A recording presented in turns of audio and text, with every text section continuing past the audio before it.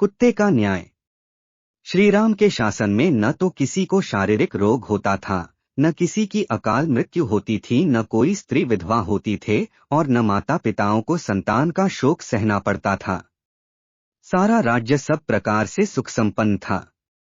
इसलिए कोई व्यक्ति किसी प्रकार का विवाद लेकर राजदरबार में उपस्थित भी नहीं होता था। किंतु एक दिन एक कुत्ता राजद्वार पर आकर बार बार भौंकने लगा। उसे अभियोगी समझ राजदरबार में उपस्थित किया गया। पूछने पर कुत्ते ने बताया, प्रभु, आपके राज्य में सर्वार्थ सिद्ध नामक एक भिक्षुक है। उसने आज अकारण मुझ पर प्रहार करके मेरा मस्तक फाड़ दिया है। इसलिए मैं इसका न्याय चाहता हूं। कुत्ते की बात सुनकर उस भिक्षुक ब्राह्मण को बुलवाया गया। ब्राह्मण के आने पर राजा रामचंद्र ने पूछा, विप्रवर, क्या आपने इस कुत्ते के सिर पर घातक प्रहार किया था? यदि किया था तो इसका क्या कारण है?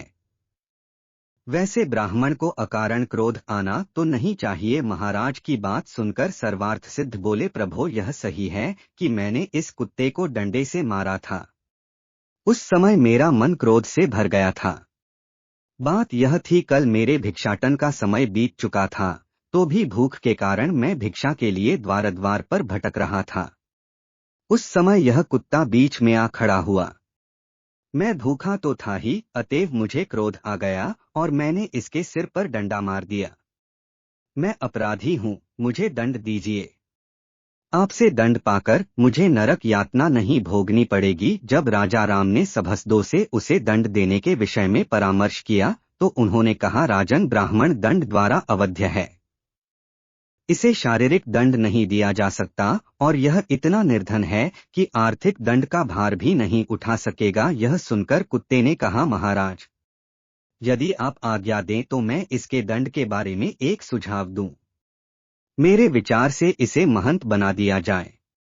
यदि आप इसे कालंजर के किसी मठ का मठाधीश बना दें तो यह दंड इसके लिए सबसे उचित होगा। कुत्ते का सुझाव मानकर श्री राम ने उसे मठाधीश बना दिया और वह हाथी पर बैठकर वहां से प्रसन्नतापूर्वक चला गया। उसके जाने के पश्चात एक मंत्री ने कहा, प्रभु, यह तो उसके लिए उपहार हुआ, दंड नहीं। मंत्री की बात सुनकर श्री राम ने कहा, मंत्रिवर, यह उपहार नहीं, दंड ही है। इसका रहस्य तुम नहीं समझ सके हो। फिर कुत्ते से बोले, श्वानराज, तुम इन्हें इस दंड का रहस्य बताओ। राघव की बात सुनकर कुत्ता बोला, रघुनंदन, पिछले जन्म में मैं कालंजर के एक मठ का अधिपति था। वहां मैं सदैव शुभ कर्म किया करता था, फिर भी मुझे कुत्ते की योनि मिली। यह तो अत्यंत क्रोधी है। इसका अंत मुझसे भी अधिक खराब होगा। मठाधीश ब्राह्मणों और देवताओं के निमित्त दिए गए द्रव्य का उपभोग करता है, इसलिए वह पाप का भागी बनता है। यह रहस्य बताकर कुत्ता वहां से चला गया।